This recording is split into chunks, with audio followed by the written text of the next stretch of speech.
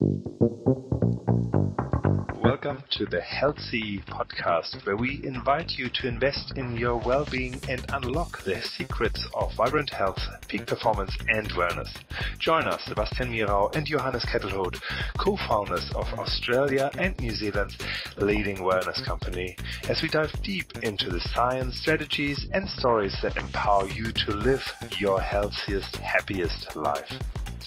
Whether you are a CEO, high achiever, entrepreneur, elite athlete, health enthusiast, scientist, or self-improvement seeker, together we will explore the cutting edge of biohacking techniques and holistic health practices with world-class experts that optimize your mind, body, and spirit. With each episode, you will walk away with practical and actionable steps to integrate in your daily life. Are you ready? Let's elevate your well-being. Hi everyone, I've got Christine Spicer here today, who is an absolute expert in something that is called human design. She worked under the master of human design, who since passed away. She does online courses, in-person courses with groups, which I've been participating in the past as well. And she's really focused on getting this message out there that this is a tool to understand yourself better and to understand others, especially your kids. And when you're being a parent, how do you actually interact with your kids because of the type of human design you are? So Christine, thank you so much for being part of this. Yeah, it's a pleasure to be here, Sebastian. Really good to see you. And you. So when we talk about human design, then probably one thought that comes up for people is that it's quite similar to, let's say, a horoscope or, what's my zodiac or that type of thing. How would you compare that? I always thought that's an easy one to sort of contrast it to give really like there are major differences between the two. Yeah, well, one of the major differences is that human design also gives us an insight into our psychology, but also into our body. It is for the form, it's for the body. And it is a new methodology. It's only been around since 1987, but it really brings forward this whole journey of embodiment, of coming into awakening through the form, through the body. And as soon as our bodies are more comfortable and the way that we move in the world is more comfortable and we're more healthy, then consciousness can actually start to accelerate. And so that's why human design is so much about connecting with our authority in our body, and that supports our psychology. Yeah. So Gotcha. It's so different from astrology for that reason.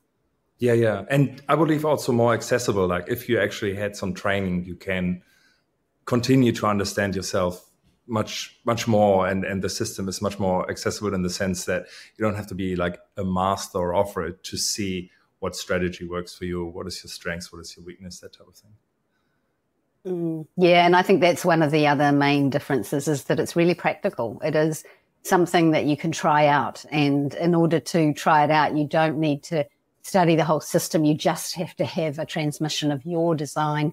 You just have to have someone decode and transmit that for you. And then you've got what you need to engage with life through this lens of human design and see, so what do I experience in my life when I try this out? So from that perspective, it's also really practical. Right. And I know that you're quite an unusual human design type, or not unusual, less common, let's say. And that might also mean that, overall life before human design might have been quite challenging. So could you share with us just a few things that you say really made the difference to where it really assists you to, express yourself properly in the world and feel comfortable about the person that you are? Yeah, I mean, it was huge for me because, before human design, I had tried all sorts of things. Getting to know myself and understanding myself and other people had been a real interest and passion of mine. So I'd been involved in leadership development. I'd tried all sorts of things from shamanic journeying through to journey work, through to, yoga, meditation, so many different methodologies to understand myself, psychology, coaching, all sorts of things. And I actually was also an expert in executive recruitment. So all the profiling tools, the profiling tools of who am I and how does my psychology work?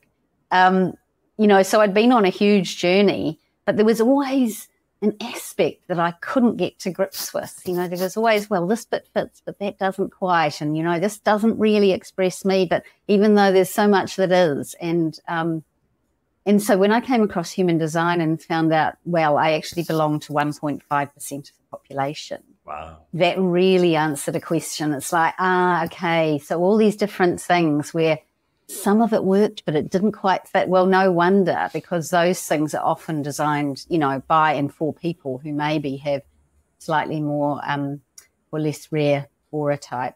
Yeah, so for me, just knowing that actually really helped me, because then it helped me somehow move away from this fear that I was somehow a bit arrogant. I had this fear, why do I think I'm so different? Why do I think I'm, is it arrogant that I feel like these things somehow don't work for me? I had a fear that there was something wrong with me. And when I found out, actually, I'm 1.5% of the population, then I really took that seriously, that, okay. So then I was able to drop into this truth, the deep truth, which is, so the way I'm designed to live, the way I'm designed to make decisions, the speed at which I'm designed to do things, the volume that I'm here to engage with in my life is so much different from the majority. And that gave me a lot of permission to slow down, because I had been living my life at speed. I'd been living my life, kind of with an abundance of capacity that ended up making me unwell. So when I met human design, I was quite unwell because I'd been a super high achiever. Because reflectors, I'm a reflector type, and reflectors can be unlimited and can be anything. But the trouble is we can't be everything. And I was trying to be everything. Right. So huge support for me and that knowledge of how to start to reorientate my life and care for myself. Yeah. So what would be a everyday example where you had a misperception of how you're meant to function, and then you realized actually my particular human design type functions differently in this situation? So, I had thought that I was here to be very intuitive and very responsive, that I would get these strong intuitions about things and strong gut responses about things. And I thought, I had this mantra, do it now to be very effective, and then to use my willpower, use my willpower then to push myself to do things so that I could achieve, because I always had my list of all my goals and all the things I wanted to achieve. And I would just, one after the other, I would go through those and go for them and achieve them. But it didn't make me well, and it didn't make me happy. It did make me very successful. But then it really posed the question, what is success in inverted commas? Yeah. Because, I was about 43 when I found human design, and I'd been through that whole arc of incredible career success and everything. But my health wasn't good, and I wasn't happy, and I knew something was wrong. So this helped me. Yeah, it helped me realize, all of that I've just listed, that might be for some other type and some other designs, but it's actually not for me. Success comes to me in a different way. Gotcha. Yeah. So if we talk about the different types, which ones are there? I believe there are 4, right? Yeah, that's right. And they're 4 aura types. So they are the description of the way that the aura that you're sitting inside, and the way that aura is designed to then move in the world and engage in the world. So it's like your little bubble, your personal bubble you're sitting inside, and it says, okay, if you learn to engage in the world based on this aura that's giving out a message, then your whole movement in life is different. So the 4 types are, so the reflector, which I've just talked about, which is 1.5% of the population. And if we go then to the type which is there are the most of, then that's the generator and manifesting generator type. And that's nearly 70% of the population. And that's a big, open, enveloping aura that really takes everything in like a sponge and is here to respond to life. And of course, this is the creative energy on the planet. That aura is coming from the buzz of the life force. And so that buzz of the life force is creative, productive energy. And if somebody is a generator or a manifesting generator, then putting that energy to its most potent use is the most important thing that they can do in their life, because it creates more energy. Oh, wow. And on the other hand, putting their energy into something that is not correct for them drains their energy, frustrates them, and makes them deeply, deeply unhealthy. Yeah. And so this is, of course, the frequency we live in the planet, this frustrated energy on the planet, where so many generators and manifesting generators just really don't like what they have to do every day. They don't like their jobs. They don't like their work. And then they're dragging themselves around, and we're all living in that frustrated low frequency. But you know what? When I meet a generator or a manifesting generator who loves and is full of life and correctly engaged with what they're doing, wow, the vibe that puts out and is a treat. That's beautiful. And that's what I love. Yes. Oh, that's nice. So nice. And I personally have seen a lot of empirical evidence of the system really works. Has anyone done sort of a more scientific sort of look at that? I always start there when, there's so many modalities out there that I have on the show. And quite a few of those, there's just not, science is slow. And especially if it's sophisticated topic that you go into, reductionist scientific approach is just really hard to apply to those. But to me, it would be terrible if that means we wouldn't use these because there is not the proof. But just out of interest, like how much have we looked into that from a more traditional science point of view? Well, it's pretty interesting, actually, because even just the statistics of human design almost prove it, So we say, and this is what we're talking about at the moment, aren't we? These different aura types, right? So you can take any representative slice of the population and put in the charts, which is based on birth data for 100 people, and you will generally get about 70% generators, manifesting generators, about 22% projectors, 9% manifestors, and 1.5% of reflectors. And even to the point that I remember doing about 100 readings, human design readings, before I came across a reflector. It's really interesting. Yes. Some slices of the population are, are slightly skewed because of the interest level. For example, I remember going to Illuminate Festival, which I think you've been to as well. One of my favorite ones in New Zealand, yes. And I remember, yes, that's right. And I remember there doing a lot of readings, and there was a lot of manifestors there. So manifestors are only 9% of the population. But when I really looked at, why are there so many, a disproportionate number of manifestors? It's because this was this festival that was very much based on, people getting in and kind of being independent and initiating and being, self-empowered and doing, doing things, their own way. It was very supportive of individuals. And so lots of manifestors flocked there. So I guess what I'm saying is, if you take your street or your town and put all the birth data in, you're going to get this aura spread, which proves it in a way. It's incredible. Even yes. people who are not interested in human design. Yeah. The determination of what you are is really just related to where you were born and at what time, right? That's right. Where you were born and at what time. Yeah. And that creates the way that the planets were positioned at that time. So it's not just at the time you were born, it's also 3 months before you're born. So with human design, it's different to astrology because there are two calculations. One calculation is of when the body's ready. This is this unconscious aspect of the deep part of you that forms your genetic inheritance of your body. And that is related to your grandparents, your parents, your grandparents, your line going right back. It's your bloodline. And then there's the second imprint, which is that moment you're born, and that is your soul coming in and joining the body, and it's actually called the personality. Yeah. And these two parts come together, and that creates this bio-spiritual map of what we call the body graph. And in that body graph, you can see the configurations of energy of what is reliably you and where are the places that you're vulnerable, open to conditioning. And it's the combination of those two things that allow us to say, so am I operating as my true self, my potential, or is my conditioning running me? And in my case, my conditioning had been running me, you know. I'm a reflector. I'm completely open. So there's 9 centers in the body graph, and they all, for a reflector, are open because we are mirrors.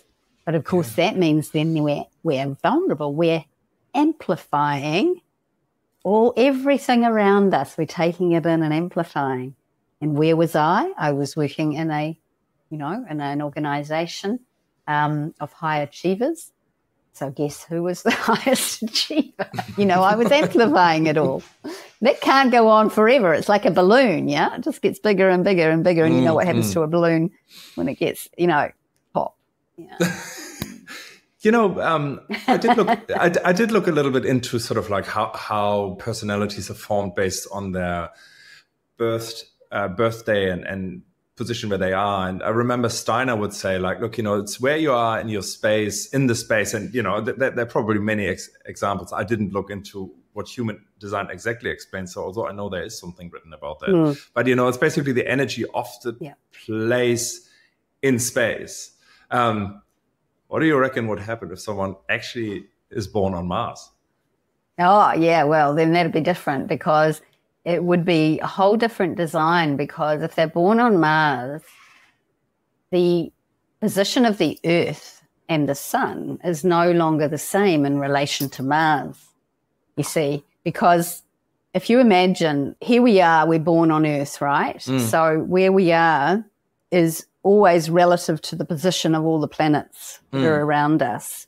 But most of all, it's relevant to the Earth that we're on, because we're on the Earth and all of the neutrinos, which is the dark matter in the universe, which carries information, is streaming through the planets and through us and through the Earth and going out the other side, right?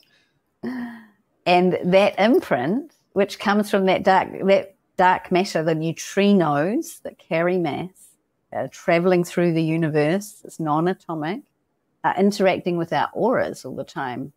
When we take our first breath, we breathe in the prana of life, and there's an imprint at that moment which says, okay, now the soul and the body are together in this life on Earth. Wow. And this is at the moment in time. But does that mean that in a sense, if we just a couple of assumptions. So, we have multiple lives, of course. We have a soul. A soul is really hard to grasp for science. They can't really explain that. But, a lot of experimentation systems and so on have been found, including the neutrinos, that this is actually something that exists and does something to us at the point of birth and 3 months before that. Are you then saying that, so information flows through, there's a lot of scientific experiments that show that information exists even in a vacuum. And you can show that, like the DNA phantom, for example, is one, like, you experiment with really small parts and you take the small parts out and it still grows the same DNA, even though nothing is in this vacuum anymore and stuff like that. So okay, let's just say that's a given.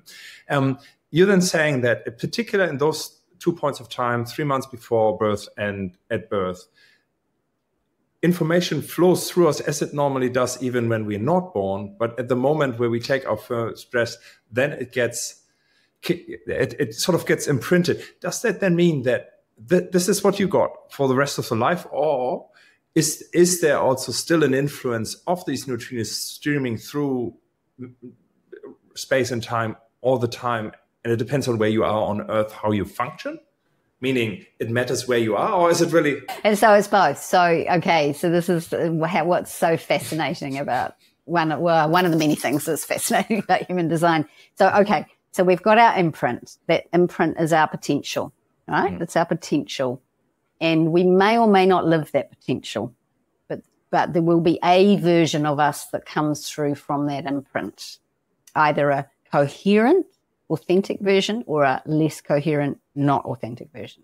Okay, that's the imprint. Now, the neutrinos don't stop. They're still coming, right? They're still coming all the time. The planets are moving and we're getting neutrinos streaming through those planets and coming in and having an effect on our body graph.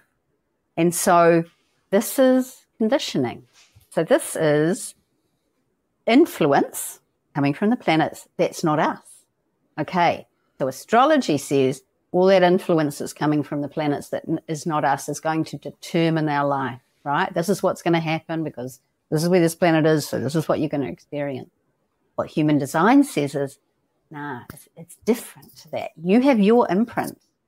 And if you operate based on your inner authority or your process, that is the way that your aura is designed to move in the world, then those neutrinos are still going to influence you. You can experience them, but you've got your umbrella up, you're protected. Yeah. So it doesn't matter what's going on there. You can still get your life.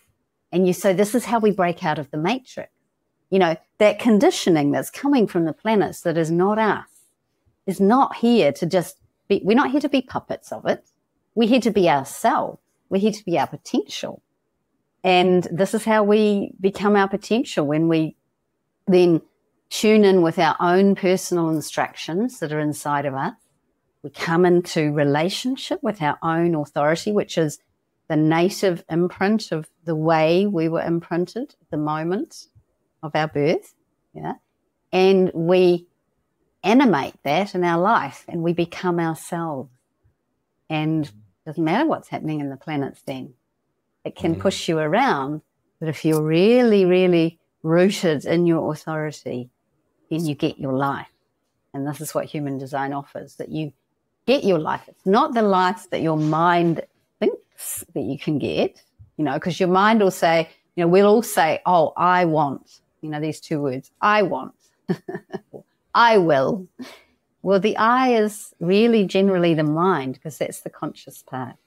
But there's this unconscious part, which is our closest part. It's actually our body, the unconscious, that holds all these potentials of who we really truly are and can be. Yeah.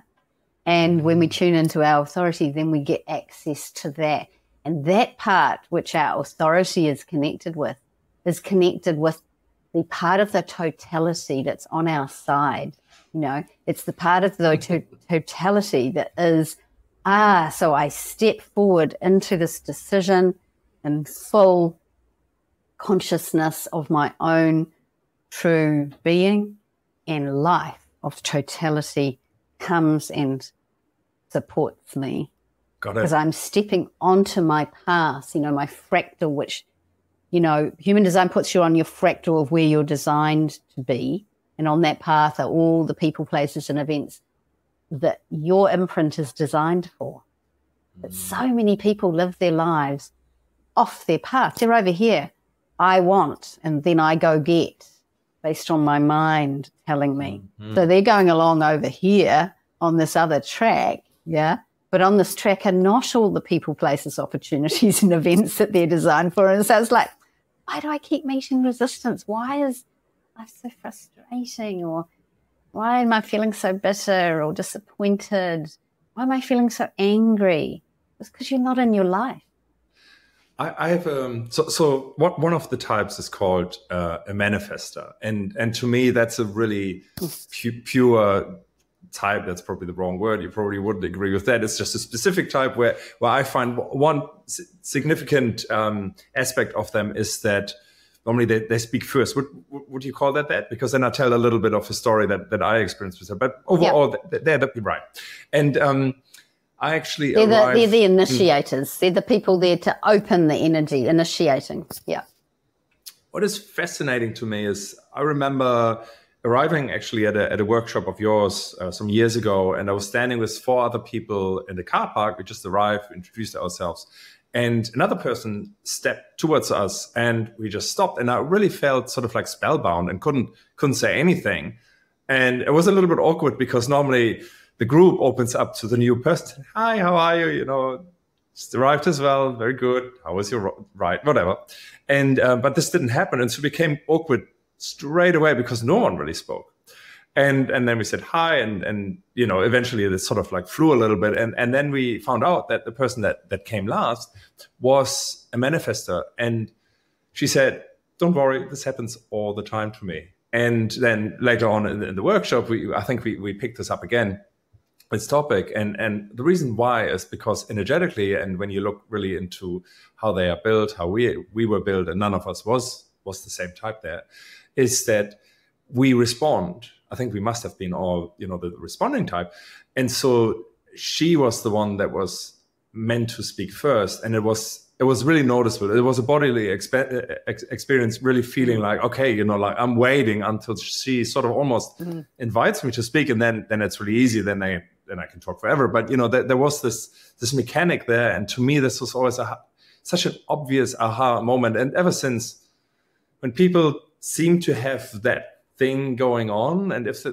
it has often to do with that they are that type that like to speak first, or just naturally speak first.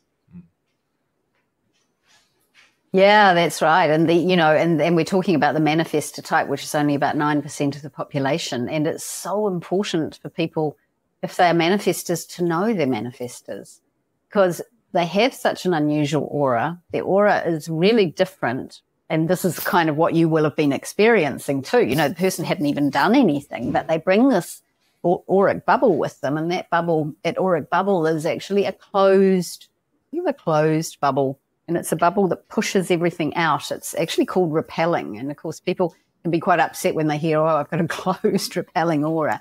But the thing is, it's not about the negative. Well, it can be about the negative aspects of repelling if they don't understand how to use their aura in a positive way. But the way I like to explain it is that, you know, these people who are manifestors are here as independent energy, and they are here to open up the energy and to go first and to initiate, you know, to speak first, you know, and to inform people. And their aura is always informing first. And really what it's informing is, here I come, are you ready for me? And the repellent part of it is just so that they can get their space, you know. It's like having a raincoat. You know, if you have a raincoat, would you rather have a raincoat that just lets all the rain in, or would you rather have a water repellent raincoat? Okay. Well, of course, if you have an aura that has this ability to just let everything move away from it, it means that you're free. You see, manifestors want to be free. They want to be free to go ahead, be the one who's initiating, to be the one who's actually taking that initiative, and their aura helps them do it. But if they don't take their role and step into being that person who's first, well, then they don't understand what's happening, because their impact does it for them, and they think there's something wrong with them. And so then they shrink back and become disempowered, and then they're not in their gift.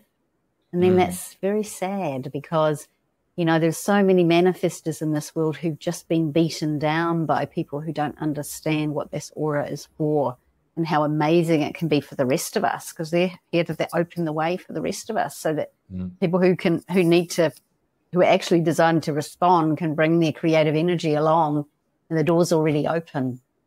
Yeah. And in a practical sense, if you understand that about yourself, and for example, you are a manifestor, doesn't mean that you have to have a monologue before you start a conversation, but it's normally that this person just naturally opens up the floor and said, oh, I had a really good morning. What about you guys, or whatever it is. It's not that it has to be like a power game or something like that. It's just the natural flow of the conversation will indicate that if that person talks and then somehow ask a question, which is like, for me, being a generator, you know, like responding to something is very easy for me. Responding to a problem, a question, you know, a statement, whatever it might be. But if they understand that, then, you know, that there's no problem. And it doesn't feel like a power game. It's just a struggle when people actually don't understand. It's just how it is. I speak first in the family, and it doesn't have to be long. And then, Yeah. They give information. It can be, wow, that motorway was busy, and oh, I'm pleased I got here. You know, it can be as simple as that, you know. Yeah. But it is breaking open the energy for other people then to come in. Yeah. And they're not rules. And this is what I always want to say to people. This is not rules that you have to follow. This is actually an energetic interchange. Play with. See, what happens when I engage my energy this way? And what happens when I engage my energy that way? And you experiment with it and play with it. Yeah. Yeah. It's so cool. Yeah. So we've spoken about those 3 types, and I guess we need to mention the other 22%, because otherwise, if there's anyone listening who's a projector, they're going to feel, why haven't they talked about me? No. Should we do that? Yeah, great idea. Yeah. So the other type, which is the 22%, are projectors. And of course, they're only 22%, so they are also in the minority. And they're the people watching life. So these are the people who have this incredible gift potentially of being able to notice what's happening in the energy and read the energy. And they're really here to see and read that energy so that they can guide it.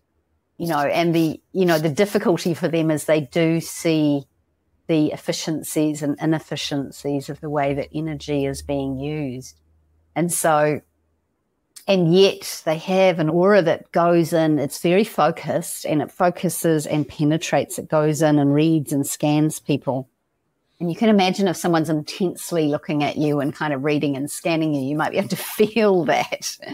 And of course, the problems start when these people then start adding words and offering a bit of advice about what they've seen and what could be better and what could be different. And it's usually quite personal because it's often very on the button.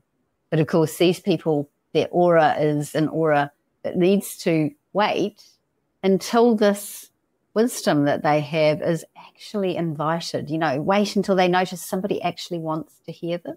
Someone's open. And when that happens and they get invited, well, what is it you think? Well, what do you see?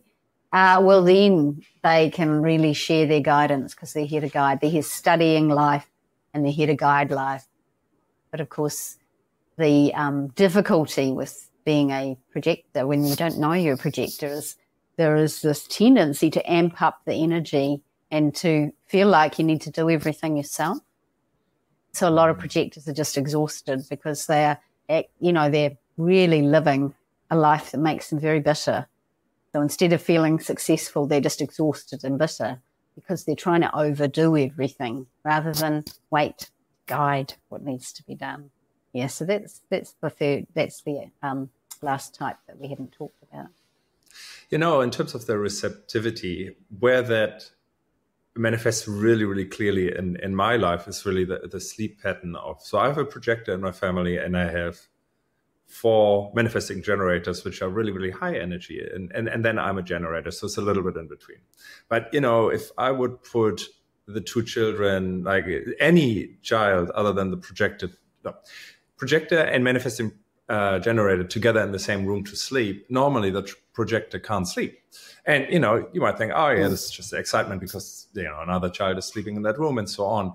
But knowing this child really well, if it's sleeping what's called aura free, like, by itself, with quite a distance to the others, it will fall asleep almost instantly as it is alone. And tired enough, of course. Very different to the strategy of a manifesting generator, which really has to run out of energy, which means if there's energy left, it will have to read a book, or do some thinking before it will fall asleep. And having 3 of those, I can see that really easily that, they all get really entertained with books at the end of the day. Even, 2-year-olds, they still do that. Versus the one that is a projector, that is just, I know if I said to her, how about you go to bed right now? Then you wake up earlier. Okay. Switch light off. Within a minute or 2, she's almost gone. And that's something that strikes me as really fortunate for her, but also good to know, because if I would put all these kids together with her, she would be sleep deprived eventually because she can't help it but sense around her, whether, consciously or unconsciously, and therefore stay awake. Absolutely. Absolutely. And this is why it's so helpful for parenting. To know the children's designs and to know, how we are similar or different just in our aura mechanics to our children, because we tend to want to, of course, love and support our children. And the things that work for us are often the things that we think will work for them. But of course, if they're a different type. That is often not the case, and that can lead to a lot of frustration with parents trying to do what they feel is best, but, ending up. So your children are very lucky. I mean, isn't that great that you have that insight, Sebastian, and you can really support your projector child, because it really does mean that she's going to grow up, more true to who she is. She's not going to have to get to that burnout in order to then start to undo all the damage of being brought up as a manifesting generator, which is what happens to most projectors. Yeah, that makes sense. So I remember you talking about certain questions that invite different types. So for kids, how would you open up? Like, how parents would report is like, how was school sort of thing. And kids don't really open up. And we explored that this might be actually something that has to do with how you ask and when you ask. Do you have like a quick example for each type of how you would ask? Because in flip side, this also might indicate that you know what your child is, what works, what doesn't. Yeah.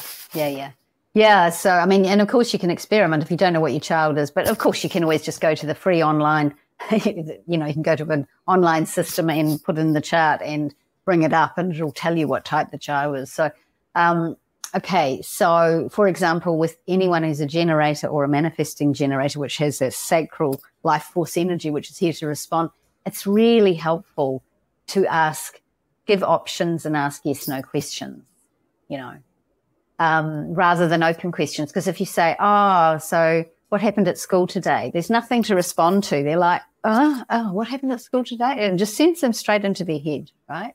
And and then they have to make something up, Whereas if you say, so did you do sport this morning? If they did sport this morning, or yeah. Can you tell me a bit about that drama class you went to? Or, was there something that you loved today? They can always start with a yes, no, but the most important thing is they can feel in their body, oh yeah, or because the generator or the manifesting generator has this connection with the energy, which is either a rising energy, or a and this actually switches their body on. What it does is it actually gives more energy for them to be in a conversation with you. If you are asking them all these open questions all the time, it's hard for them. They're like, I've got to make something up. And then they just switch off. There's no energy generated. Whereas projectors, it's the other way around, open question for projectors. Projectors will be annoyed with you if you're really narrowing them down to ask these questions, because they have this open life force, and the open life force needs to explore, needs to, to see what they notice. And what they'll be interested in is more the unusual rather than the usual. And so if you ask them, what was the best thing they had today, or what did you love, or, depending on, maybe they're emotional, it might be what felt the best, or, and then they have to really engage and see what they notice. And what you're doing is you're helping them notice from their own intelligence. And projectors are here to really refine their intelligence about noticing. And so what you're doing is you're actually helping develop their consciousness by doing that. Brilliant. And then how about reflectors? Reflectors are definitely open questions as well. And so in the same way as projectors, it's open questions and giving them time. So reflectors might sometimes not come out with anything. Let them have time. I'd love to hear about this, and what did you notice, or whatever. Well, we can talk about it later if you want to. See what you notice. And, because often there'll be some things that click through, and if you are going to get the deepest answer, it might not be immediate, or it could be. The reflectors are so varied. It really depends what the moon is doing as to whether there's something that's going to be there now or not. Because they're here for very slow decision making and deep processing. Time is always While talking about this, and I hope we will touch on all the different aspects of what makes up human design. And one is the type. We've talked about this quite a bit. When you talk about the moon, that's the authority that rules you. And we can talk about that in a moment. But something that I pondered on for many, many years is like my childhood friend who just couldn't make decisions. It was great for me, I thought, because it meant that in the end, we always were doing what I wanted because he just couldn't quite make up his mind. And so this was from the year of age of 2 up to, I don't know, when I started to study in my 20s, we would have a lot of time with each other, traveling also. And it was normally quite pleasant. But at the same time, I was wondering whether we were actually doing what he wanted to do. But never could quite understand it. And at one stage in my 30s, I saw him, he's back in Germany, and we did his human design chart. And his authority was the moon. And what that means is that it takes up to 30 days to make a decision. So when you're in the sandpit saying, should we, play with diggers or with cars, or was this like, And it was because I know this person so well, and I know the decision making is, for me, from the outside, felt always really slow, if not painful. It really opened my eyes. I can't believe, because this is the slowest way. When you say your authority of making decisions is the moon, this is as slow as it gets, I guess. And then there are other ones, and maybe you want to talk about those as well. But what do you think about this? Yeah. Well, I mean, isn't that wonderful in a way? That is part of a study, isn't it? That says, well, this person, they didn't know that they were a reflector. They didn't know that they had to wait 28 plus or minus days for the moon to actually activate all the different 64 parts of their body graph in order to deeply embody whatever was correct for them. That child didn't know that, and yet the behavior really showed it, and you experienced that in your life. So, for me, these examples of when people are being what they natively are designed to be, even though they've got no idea about human design, these are ways of proving it. So I mean, reflectors, they always need to take their time. It's not every decision that takes 28 days, because in the end, it's the moon that brings the activations of the different parts of the body graph. And the authority doesn't reside in one place in the body graph. It's a fully embodied holistic intelligence, which is felt in the whole body and being, rather than just in, one part like the gut or the emotional solar plexus, for example. Yeah. So, that's the unusual reflector. Yeah. There are 7 different authorities. So, yeah. Yeah. And some are instant, right?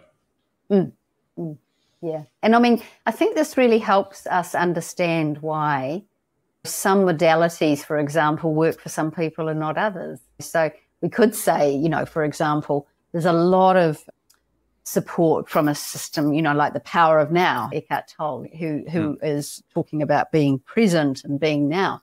Well, yeah, there are a whole lot of people who are designed to be making their decisions now, because those are those people who have either a gut response, which is their authority, or they have maybe a splenic intuition or instinct that is their authority. And those are the people who are designed to really be making those intuitive decisions now and not relitigating it and not feeling about it and not processing it. They're designed to be now.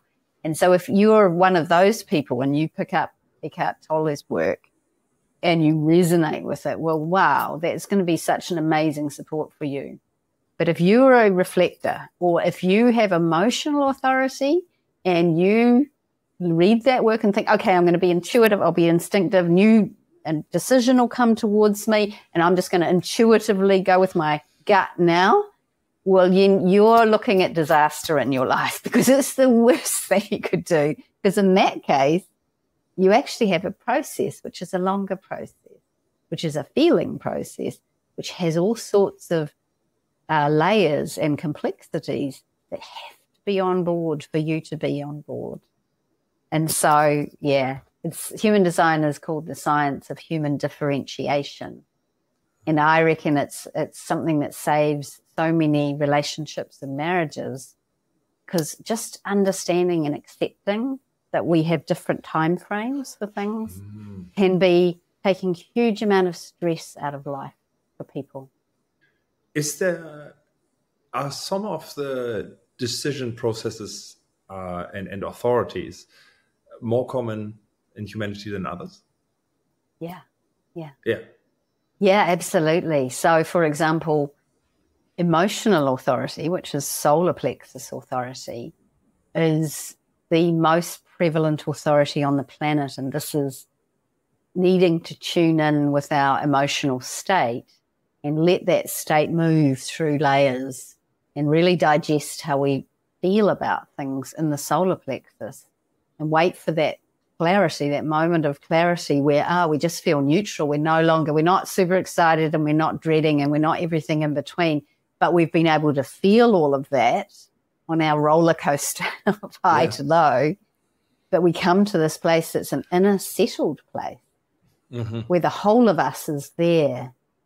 And that then puts out waves of this emotionally intelligent, settled, neutral energy into the world around us. And this is what allows people to come to fully conscious emotional decision. And that's nearly 50% of the population. That's process. If you have emotional authority, you have a process to get clear. And that process takes some time and needs patience. And of course, if you think about it, so there are so many people in the world who just lurch at life from a high or a low. They're either super excited or super upset about something, and then they react. Yeah. And this is never going to bring the beauty of emotional awareness with it. And it's always going to put out ripples of reactiveness into the world and create more reactiveness. So we're living in this world where most people are going too fast in life. 50% at least are going too fast with their decisions and never coming to a place where they're fully in their decision and then living regret from reaction. I remember you telling me some time ago that, correct me if I'm wrong, but basically if that is your authority for making decisions and you have to go through a process to really know for yourself and feel correct of like, yes, this is the decision I stand behind. I feel really good about making this decision. If you jump the gun and make a decision earlier, it doesn't actually matter whether it's a right or wrong decision, but because you have not followed the process, you will never feel completely complete and agreed with it. And I think if we reflect back, I guess it's only for 50% of the time. I'm just thinking about significant choices and how we feel about that afterwards.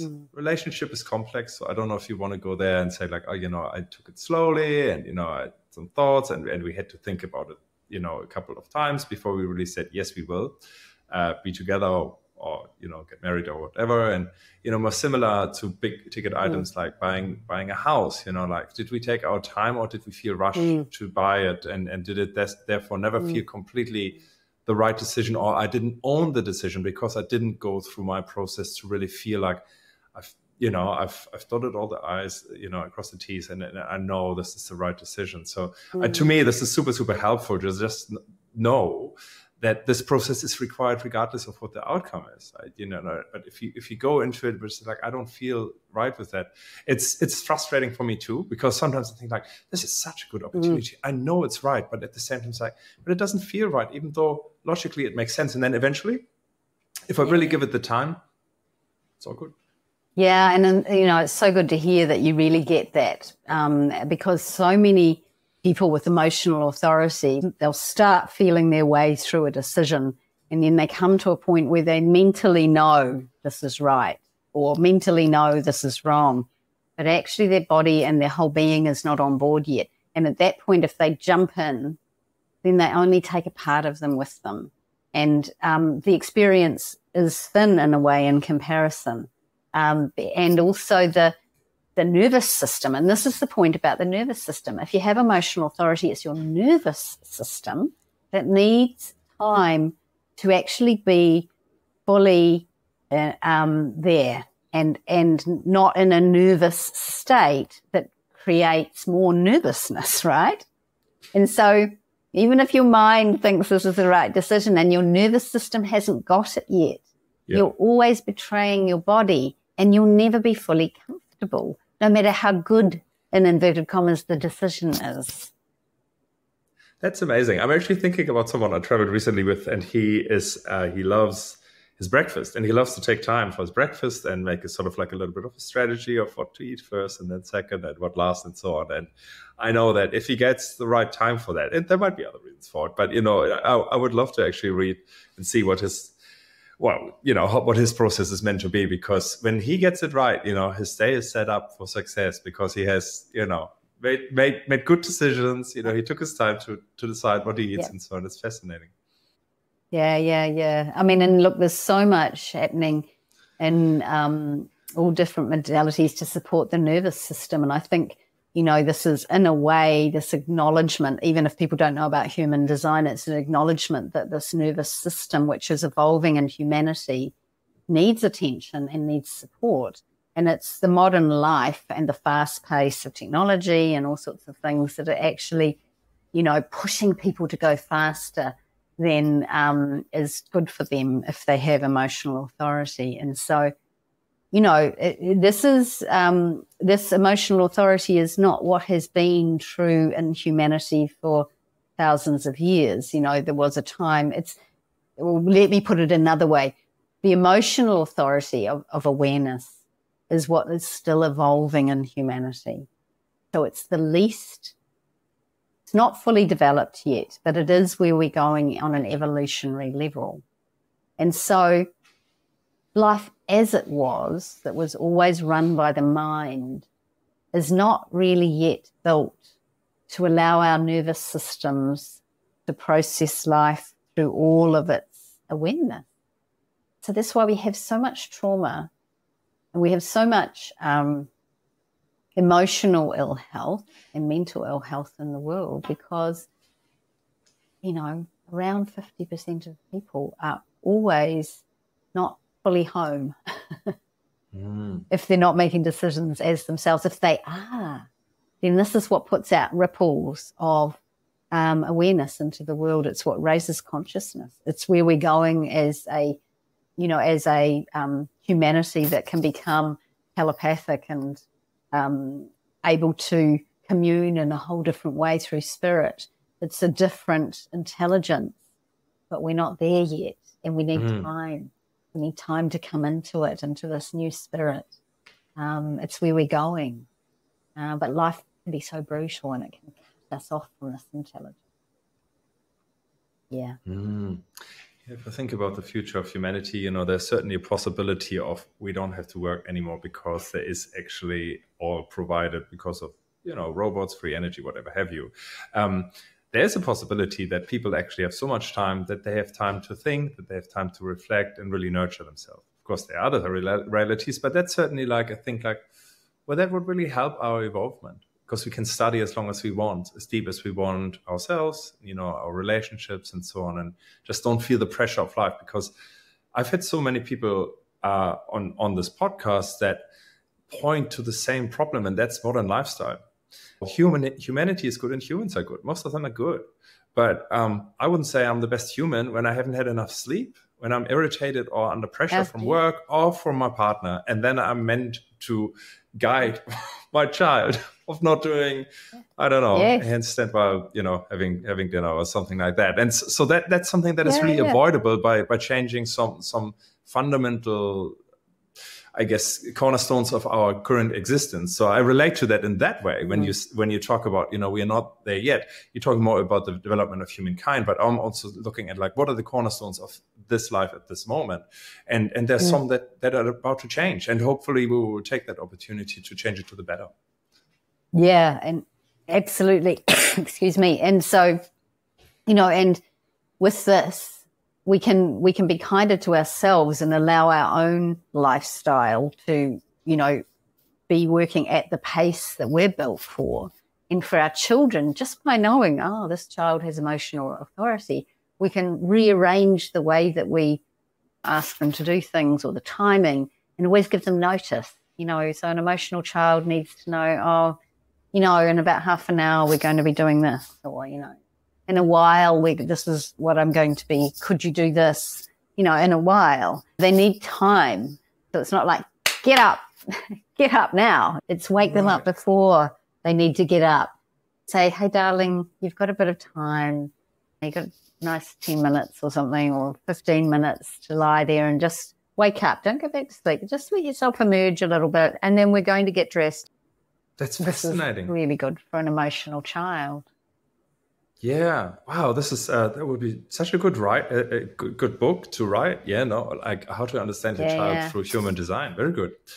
Yeah. But then there are these other kids they've built their splenic, their sacral, they're onto it, and you can go, hey, time to get up, and up you get, and up they get, and onto it, and that's actually better for them. Yes. Wow. Yeah. Gee, that's amazing. So okay, so we have different types. We have the authority, and then there is, how do we call the like if you're a 2-4 or 1-3? The profile. The profile. To me, this is really useful.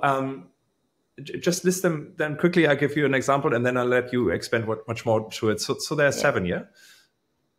No, there's 12. So there's 7 authorities. Got it. And there's 12 profiles. Which is combinations of the 7, right? Combinations of 6 numbers. So there are 6 numbers, and there are 12 different combinations of those 6 numbers. So, so somebody might be, like a 2-4 or a 6-2 or a 1-3. What's your profile? Opportunist, it's called. Yes. Okay, so you're a 2-4. Yeah, so a hermit opportunist. Yeah, that's what you are. So the profiles are, so just to give you an example, somebody might be a 1-3, which is an investigator, martyr. Well, they might be a 6-2, which is a role model hermit. I'm a role model hermit. And you're a hermit opportunist, are you? You're a 2-4. Yeah? Is that right? Yeah, so there's these different combinations of these 6 themes.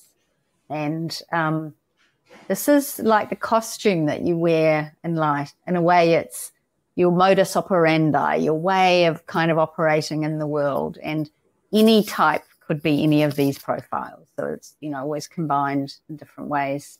So it doesn't matter what type you are, you could be any of these profiles.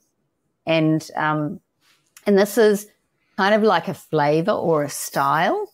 And if you can understand a bit about the themes of your flavor and style, the themes that are the true self themes, the potential, and the themes that are the not self themes when you're operating in your least healthy, least empowered way, well, then you can start to just see the way you're operating in the world and see, okay, so am I kind of in my healthiest version of myself or my least healthiest version? So as an example, you're a 2-4, that hermit opportunist. The 2 is always has an aspect that needs to withdraw. There's an aspect that needs some privacy, needs some time alone, needs some time to replenish their, the beauty in their lives from an internal place. And that 2 profile is very choosy about what is a good fit. There are things that are just great, that are aesthetically wrong, that are energetically wrong, but there is a very specific, kind of vibration of things, people, experiences, everything, that really will call to you if you are a line 2. There's something that is beautiful, which is your version of beauty. So if you can get to know that choosiness is something that's taking you on track for something that resonates with you, then this can be, a really helpful aspect in your life. But one of the aspects of this is needing to withdraw and feeling sometimes a bit shy. And if you're really not operating in your healthiest way, you don't really know who you are, then this shyness can become a psychological criticism in our minds. It can start to be a story that tells us, oh, there's something wrong with me. I need to be more forthcoming. Why is it that I need time alone? Why is it that I need to withdraw? There must be something wrong with me. I need to push myself out and amongst people more. I need to be more confident. Maybe I've got some wounding that's made me feel shy. The stories are endless. Yeah. And then that same capacity that's really built as a strategy to help you get on track with what's for you then becomes something that derails. And that's true for all of the 6 lines and the 12 profiles. Yeah, so this is something that we can really get to know, and it can help us navigate. I use this a lot to guide my actions. So, being an opportunist overall, you can paraphrase it if it's completely wrong, but basically it's not the ideal situation of me walking up to a stranger and introducing myself. And, in terms of podcasts, reaching out to someone and say like, hey, you don't know me, but, I would love you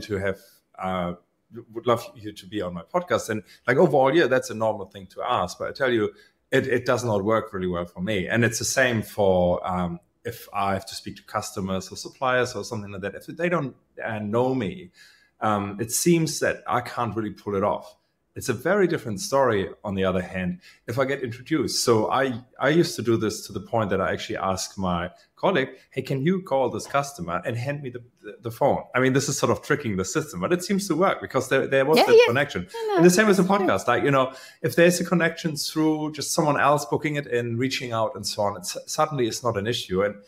And I used to beat myself a lot up for that because I'm confident, successful. It's all got it all going, but still I can't really make small talk with, a person that I don't know. And I've experimented with that. And it doesn't matter who this person is, whether it's the person that is working at the bar or, it's in my room almost, in their hotel, I'm thinking, versus, someone that got introduced, or I'm with someone who can do that. And then suddenly we have a really good thing going. And after that, it's fine. Like, I can be with them one-on-one and we have a really, really good rapport. And it certainly helped me to just know, like, look, it is what it is. Just experiment with that, find out what works for you. And then, it just took the self-doubt away. And they're like, man, I'm not really good with people. It's not true. Yeah. It's so good to hear that and that's really true, isn't it? Because you're such a personable guy, you're articulate, you're friendly, and yet, if you didn't know this about yourself, that this is a mechanic, there could be all sorts of undermining that could happen for you, and what you're talking about partly is also the line 4, which is the opportunist, which is the, that your network, it's actually personal connections of already knowing people or having someone who knows them that allows this weaving to happen for you. These opportunities then just to have personal contact and in-aura contact there's a friendliness that's required to be there. And if that friendliness is kind of inappropriate because you don't know the person at all, then it's a hard starting point. Yeah. And so it is, you're absolutely right. That experiment that you're doing with getting people to introduce you and making those connections, this is what allows the infectiousness of this line 4, which is what the line 4 is all about, to kind of transmit something through a woven web. If that's one way of thinking about it, is you're always looking for the little part of the web that's going to bring you in contact. And where is that joining point that actually brings you into this personal connection? That's really what you're working with. And if you think about it as energy, it's quite helpful.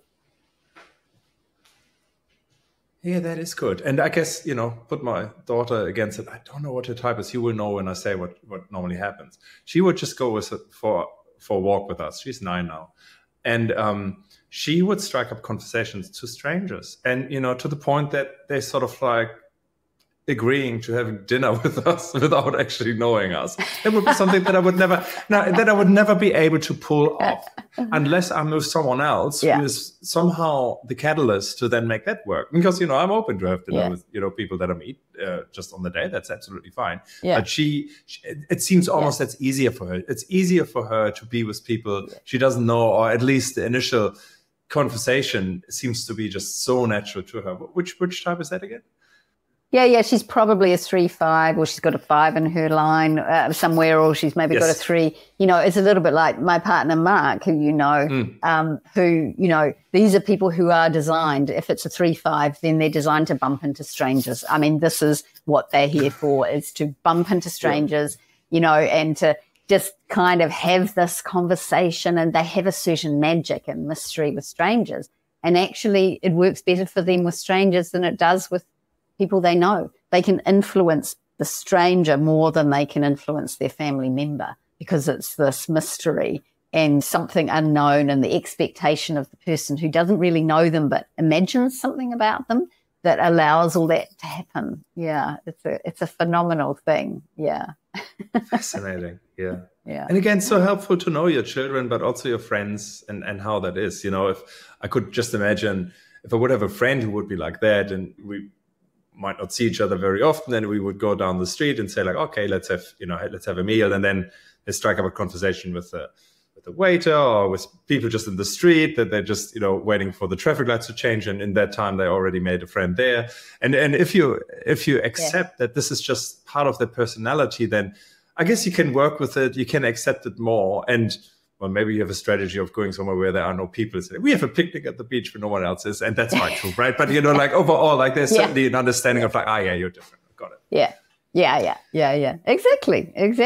Certain things are healthy for those people. Those people sitting at home alone too much can get quite flat because there isn't this stimulation from these people they don't know.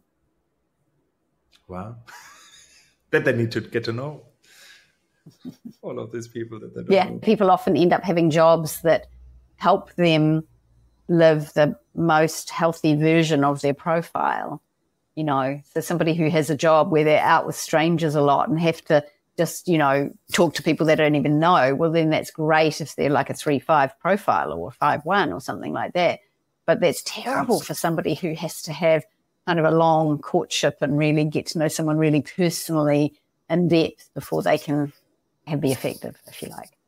That's great. I've never looked like that, like whether you're a tour guide or even a doctor that constantly sees strangers because they want to help. If they can build a rapport fast, that means also they get to the truth of what's going on fast. Or psychologists, all of these things, or practitioners in general. Fantastic. Thanks. I never thought about it that way. There's more to human design, and I don't want to go, of course, through all the different channels, but basically there are two maps of the body. One is a conscious and one is an unconscious one.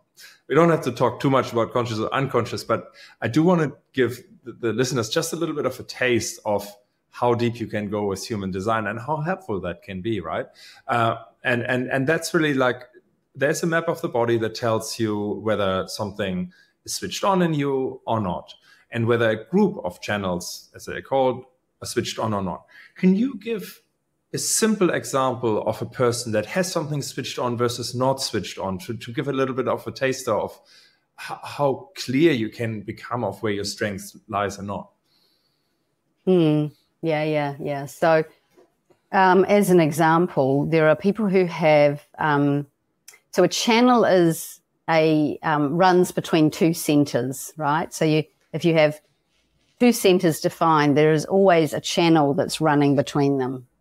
So one example is the channel of that is all about concentrating, and it's the channel 52-9. It's right down at the bottom of the body graph, and it's all about this groundedness, to be deeply engaged in, have your energy deeply engaged and concentrating and really focusing and being able to go deeply into the inner stillness of you, taking all your attention into something. And this can, if somebody's got this channel, then they need to have a full focus that they can put their attention into, and they love diving deep into something and really, step by step working their way through it and not being distracted. And so this ability to do that, if you have that in your design, then it is so important to be healthy and to deal with your stress that you get to have that focus. And if you have this in your design and you have a job where you're having to multitask and switch between things and you never get to go deep and you never get this feeling of deep satisfaction that you're really working through something, then there'll be no joy and no inner stillness, and you're going to be very stressed. So there are some people who are designed for the opposite. They need all that variety. They need to be switching and changing and moving from one thing to the next. But, it's if once you start to understand the combination of channels, because people are always, most people will have more than one channel. There are 36 channels in the body graph, and, some people might have 13 of them or something like that, So this is really at the level of what is happening in your chemistry and the way that your body and your psychology operate. How does your energy actually move through your design? And all of it is linked to language. And I guess this is what I want to say about human design. Human design is a language that is keyed into the amino acids in your DNA. And that language is language that was delivered as part of the human design transmission when it was brought to Earth. It came through a voice. And that language is very, very specific to your genetic makeup and your psychological makeup, and needs to be transmitted by someone who speaks the language of human design. Because like with all modalities, there has been the potential or the practice out there of people seeing this language of human design, and some of it's quite unusual, thinking, I'll just change the words and I'm going to make my new version of human design with different language. And that language goes in through your aura and talks to your cells, and if it's the wrong language for what you've actually got encoded in your design, it's actually interrupting the messages in your design. So the more positive way of saying it would be that when you have your codes, which are in your design, transmitted through the language, which is accurate to your design, then it goes in through your aura and talks to your cells, and awakens your genetic material in such a way that if you then experiment with your design, you're aligning to your potential. And this is, what a human design reading is. It's actually a reading of at a genetic cellular level and a psychological level, who you have the potential to be. And receiving that and listening to it helps some kind of resonance happen inside of your body and being. It helps you experiment with it, start on a path to that alignment. So that way, if I understand you right, then without having had a reading, it's difficult, if not impossible, to really study human design and really to understand it, even though it might be an official book that has the right wording, yeah? Yeah, I mean, the thing is that if you do study it and learn about it and read about it, you get a whole lot of bits, so you get the bits, but you don't necessarily get your recipe, your particular personal instructions woven together, because of course, there's 64 different what we call gates in the body graph, which is 64 different archetypes. There's 36 different channels, there's 9 different centers, there's 12 different profiles, there's 7 different authorities and 4 different types, and 300 and something before, I think, incarnation crosses, which is the purpose for your life. And of course, your personal instructions are a very unique map of that. And so if people are serious about really wanting to know their personal instructions, it's really better to have a reading from a qualified human design analyst or teacher, because they do all that work for you. yes, you can go in and just look at your aura type and your type and your authority, and that's going to be helpful. The mechanics of that is going to be really helpful for you. So you don't necessarily have to have a reading in order to get started. But I do tend to suggest to people, if they're really into it, rather than spending hours and hours and hours on the internet trying to come up with their design, they're really better just to invest in a reading. Because there's some great information on the internet, and there's also some information which has been changed so much that it's really going to be less helpful and sometimes damaging. So, it's like anything out there. People do all sorts of things with it, and there's the potential for real health and well-being from getting something that's accurate. So this is a little bit of controversial thought, but I just want to.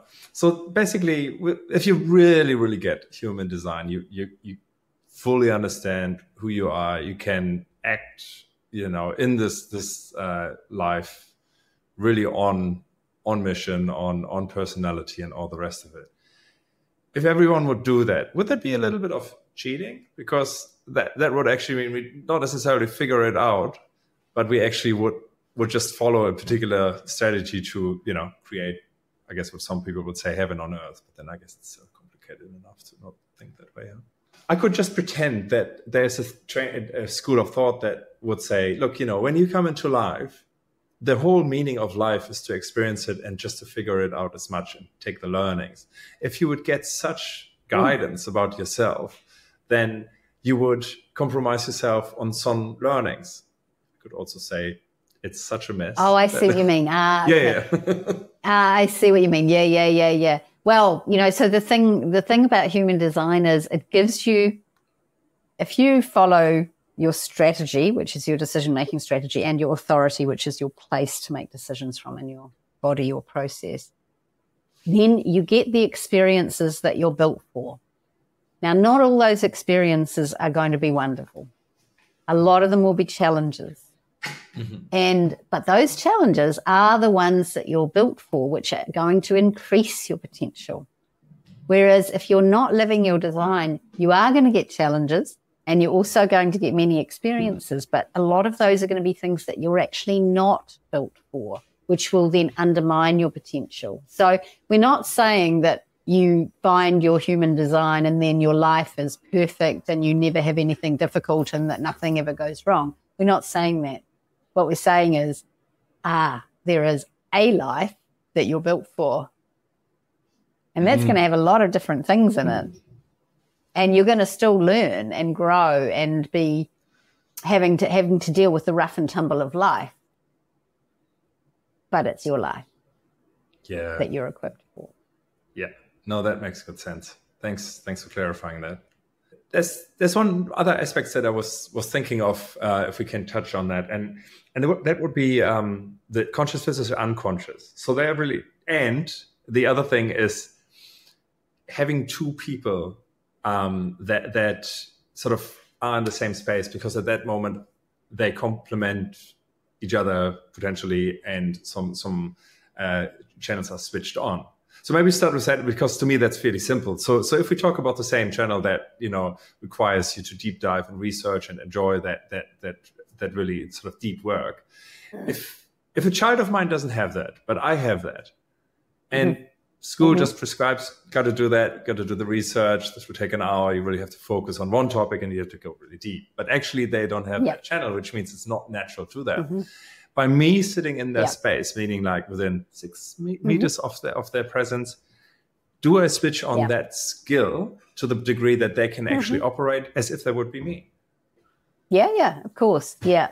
We all bring to each other different aspects that we have defined, other than reflectors, because we don't have anything refined, but defined.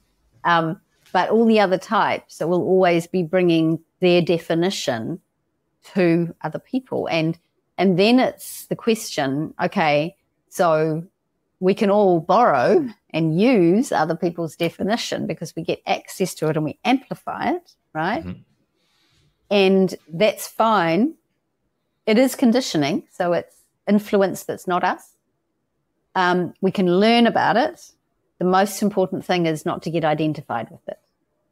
Because wherever we get identified with something that's not us, because we've borrowed it, and we've borrowed it so much that we think it's us, we end up with a problem when it goes away. Because we think there's something wrong with us when it goes away. And of course, it goes away when the other person goes away. And then we try to get it. Like, for example, I shared a room with my sister until I was, well, she went to university. She was 2 years older than me. So I would have been 15 or 16 when she left, probably 15. She had a defined head and ajna.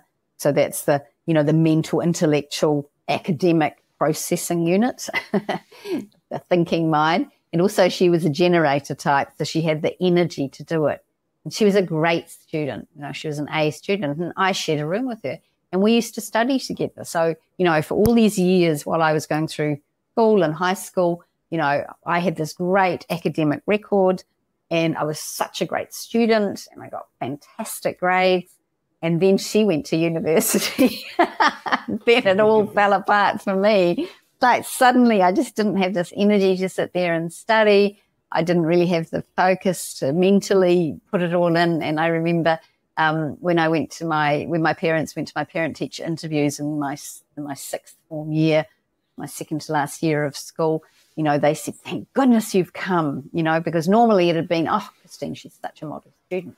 But this time it was, "Thank goodness you've come. We don't know what's happened to Christine. We don't know where she's gone. All her grades are sliding. We're in trouble here. We've got to do something. What is happening at home?" Yeah. Yes. Wow. Yeah. It's fascinating. Reminds me, I read biographies quite a bit, and autobiographies. And sometimes there are key moments where partnerships break up, like of the publicist, of the partner in that business, where people just separate or opposite. Suddenly someone comes into a person's life and things that they wanted to achieve are suddenly obtainable. And to your point, that might be not really what their strategy is anyway, but there's certainly these switches that people seem to do when they come into people's life. And from a human design point of view, that makes a lot of sense. It's more than just ideas that people offer to you, and then you write this amazing song. It might be actually that you're inspired on an energetic level, because they open up certain channels that let you experience that, and then write a song or whatever it might be, business idea. Yeah, and of course, when you come into relationship, into aura with another person, there's your two individual designs, but it creates the third thing. So you have a third energy dynamic, which is the relationship chart, which is also something I do, which is read relationship charts. And that dynamic is something where, there can be chemistry, which is when one person's got half of a channel and the other person's got half of a channel, and then suddenly a full channel is created where neither person had that full capacity, but together they get it, And this is called chemistry, of course, and that chemistry can either be, attracting chemistry, or it can be repelling chemistry. And, and there's all sorts of other aspects in the human design chart of partnerships. And, of course, this is important because it's about the way we interact. And as long as we know what is conditioning and what is us, as long as we know who we are and we get into that relationship correctly through making a correct decision, then that is an energy dynamic we're here to explore in our life. This is part of our karma, or part of our, part of something that is, part of our personal destiny. Human design is really not just about you uniquely in your own little bubble. It's really about the way that relationships work or don't, and it could be improved, and with more awareness. Yeah. Talk to me a little bit, and that will be my last question around the system, because there's so much to explore. But when it comes to conscious versus unconscious, the way that I understand it is that I might have a skill that everyone else seems to be really obviously know about because it's so obvious about me. But if it is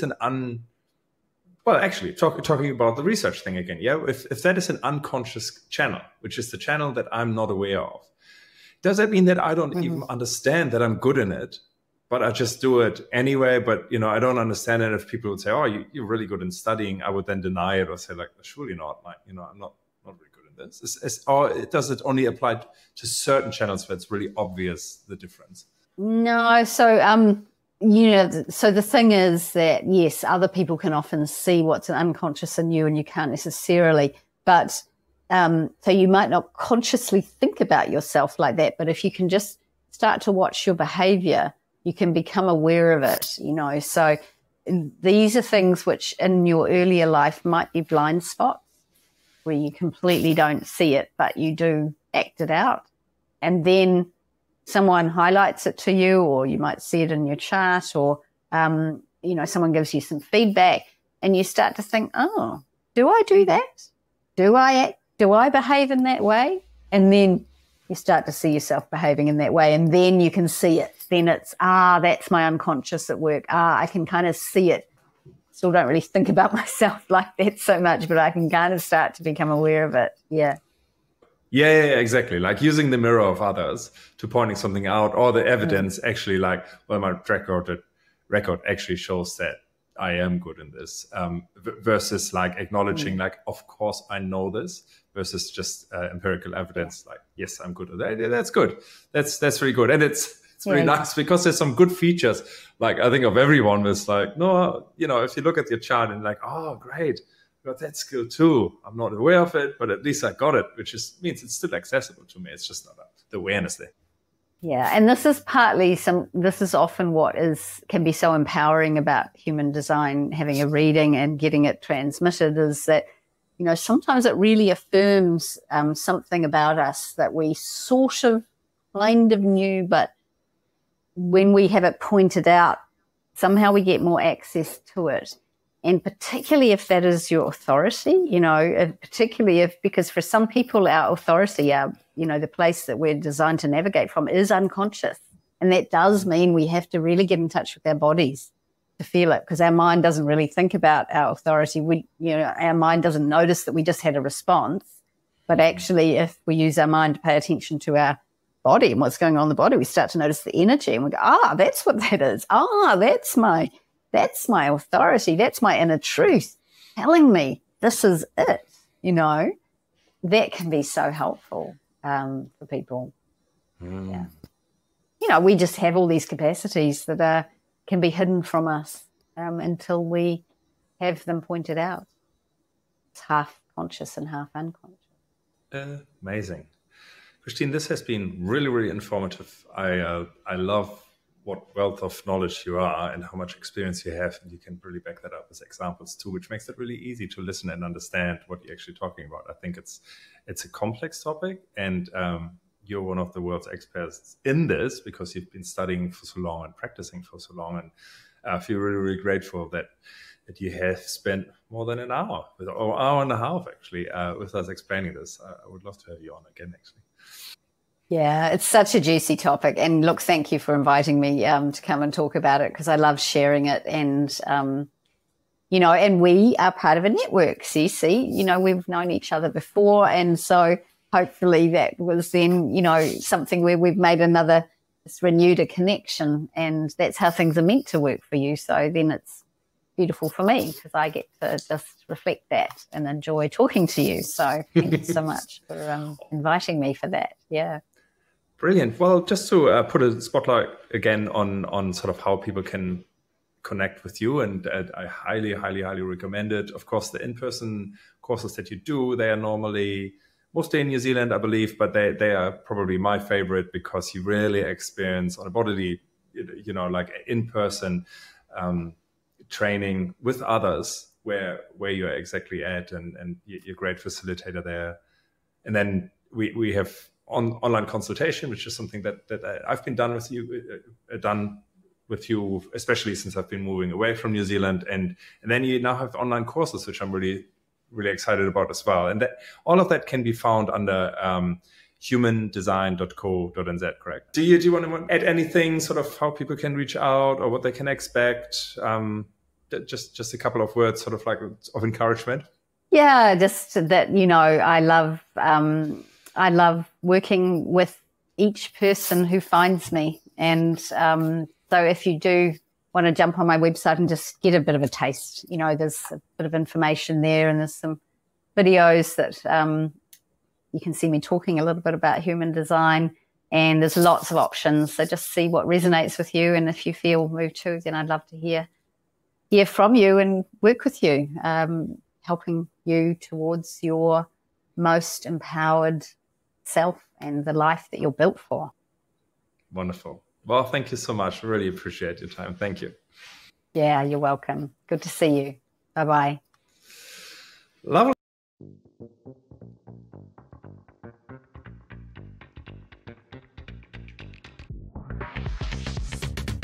We hope you got a lot out of today's inspiring conversation. Please share this episode with someone you know needs to hear it.